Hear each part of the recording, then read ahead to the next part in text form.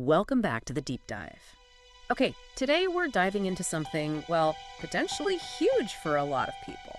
Yeah, we're looking at those challenges, the ones that feel less like problems and more like, I don't know, mountains. Exactly, like a mountain range casting a shadow over everything.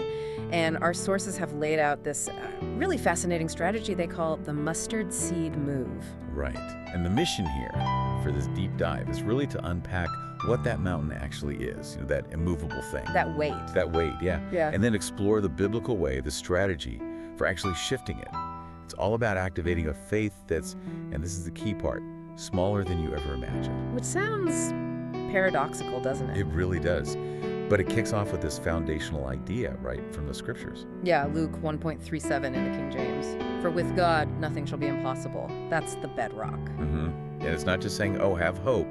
It's promising a practical plan. A blueprint almost for today. Exactly. A way to actually move that mountain. Yeah. And it all circles back to that tiny little object. The mustard seed. We have to start there, don't we? Why that specific seed? Well, Jesus himself brings it up in Matthew 17. He tells the disciples, if ye have faith as a grain of mustard seed, ye shall say unto this mountain, remove hence. And it shall remove, and nothing shall be impossible unto you. So, tiny faith, huge result. How does that mechanism actually work? Okay, this is like the absolute crucial point the sources emphasize. The power isn't in you or how much faith you can muster up. God isn't sitting there with a scale measuring the quantity of your belief. It's about the quality of the object of your faith. Meaning who you're putting the faith in. Exactly. The power, the mountain-moving force is entirely in the person you're directing that faith towards, in this context, Jesus Christ. So it's not about me generating some kind of perfect, unwavering belief. Not at all. Yeah. Think of it like this. You have this tiny, almost insignificant key.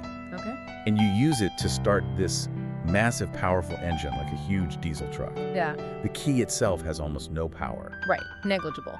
But it connects to the engine, which has all the power. Your faith is just that tiny key, the ignition switch. That actually makes so much sense. It takes the pressure off trying to be some kind of spiritual giant. It completely does. It's liberating. Oh. And, the source material uses Hebrews 11.1 to define faith. The substance of things hoped for, the evidence of things not seen. Substance? Evidence sounds almost legal. It kind of is, like having the title deed to a house before you physically moved in. The promise is legally yours, the substance is there, even if you can't see the thing yet. Okay, so if that's the mechanism, tiny key, huge engine, faith as the title deed, what are the immediate takeaways, the shortcuts for someone listening right now who's staring at their own mountain? Well, the first big one is stop auditing your faith.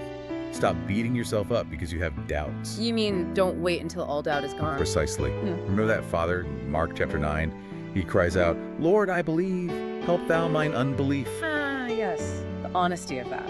Exactly. That little flicker, that genuine, even if hesitant yes towards God's ability. That is your mustard seed. It just needs to be real, not perfect. Okay, stop the self-audit. What's the second shortcut? It relates to the engine idea, right? It does. It's about transferring the burden, the heavy lifting, moving the actual mountain. That's on God's shoulders, not yours. So my role isn't to push the mountain. Nope. You shift from trying to be the power source to just being the conduit, the vessel. Think Psalm 55. Cast thy burden upon the Lord. And he shall sustain thee. Or that line from 2 Chronicles, the battle is not yours, but God's. Exactly that.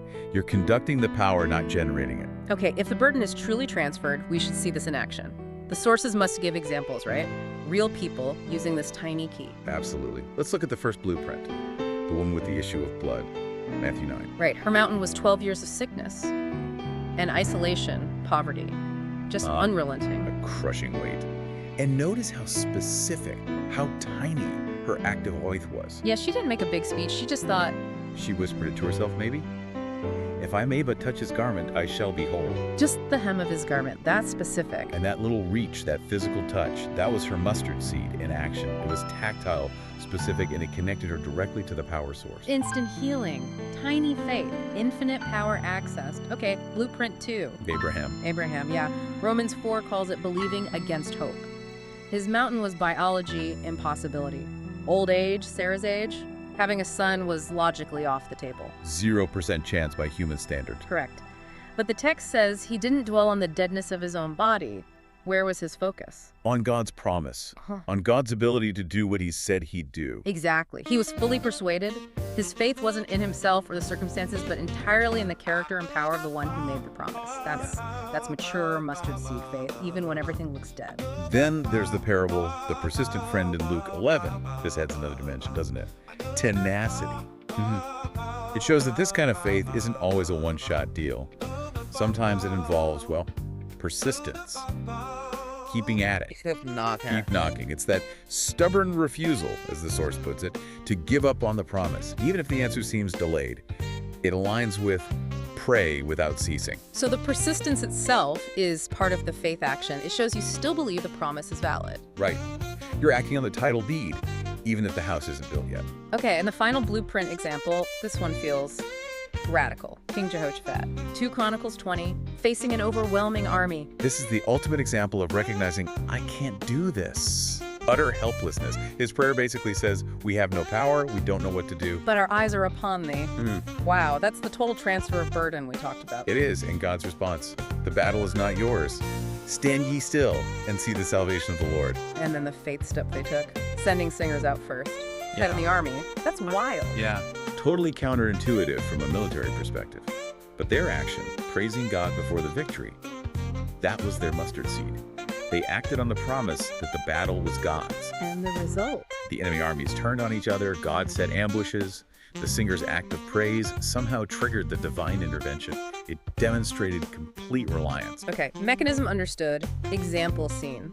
This brings us straight to the practical application. If I'm facing my mountain today, maybe it's finances, maybe health, maybe relationships. How do I actually do the mustard seed move? The sources break it down, right? They do.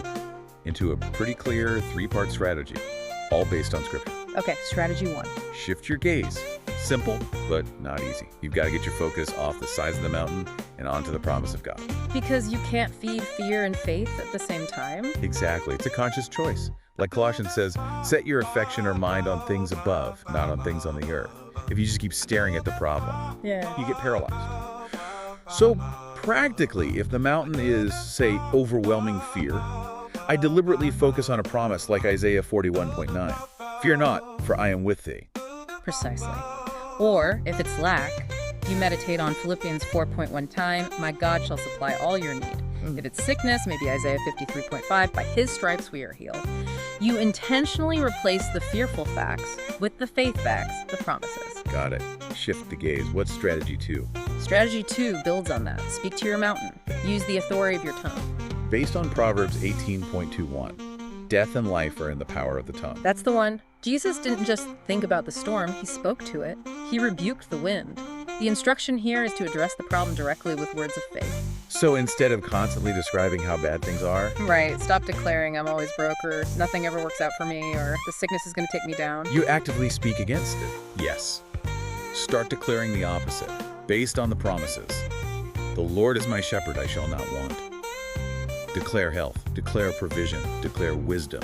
You use your words to command the change, activating that mustard seed faith. Okay, shift gaze, speak to it, but then there's the faith without works is dead part. Where does action fit in? That feels like the missing piece sometimes. That's strategy 3, and it's absolutely critical. Take your step. Faith in motion. Like Peter getting out of the boat. Exactly like Peter getting out of the boat. James 2:26 is clear. Faith without works is dead also. Your action, your step, is the physical proof that you actually believe what you're saying and focusing on. It shows you believe the burden has been transferred. And this step, it doesn't have to be something huge or miraculous in itself, does it? Not usually, no. It needs to be obedient and wise, aligned with the belief. So if your mountain is dead, the step isn't just praying for money. It's maybe creating a budget, cutting expenses, seeking counsel, acknowledging Proverbs, the borrower is servant to the lender. Precisely. Practical wisdom in action. If the mountain is a career that's stalled, the step might be learning a new skill, actively networking, showing diligence, like Proverbs talks about. Seeking excellence? Right. Or if it's spiritual dryness, the step might be carving out dedicated time for prayer, maybe fasting.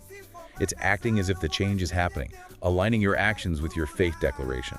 This feels really actionable. We've mapped out the whole process, understand the tiny key opens the infinite engine, see how others did it, and then the 3 steps. Shift gaze, speak life, take action. It's a complete loop. And the sources really emphasize ending with a strong declaration. Standing on God's character as El Shaddai, the all-sufficient one. Remembering Jeremiah 32, is anything too hard for me? The answer being no. The answer being no. Yeah. So you command those mountains, lack, sickness, fear, whatever your mountain is, to be removed, knowing that Romans 8 says, we are more than conquerors through him that loved us. So we've covered a lot in this deep dive. The core idea, a tiny bit of real faith, placed in the right place. God's power is enough. But it needs to be activated by what you focus on, what you say, and what you do. It's an integrated approach. And that final assurance the material leaves us with is from Psalm 138. The Lord will perfect that which concerneth me. He'll finish the job. Yeah. So, as we wrap up, here's the thought to leave you with. You've got the strategy, gaze, speak, step. When you truly commit to this mustard seed move, what does it look like? What does it feel like for you to genuinely believe the shift has already started right now, even before you see the mountain physically crumble? That's the engine starting. Time to turn the key.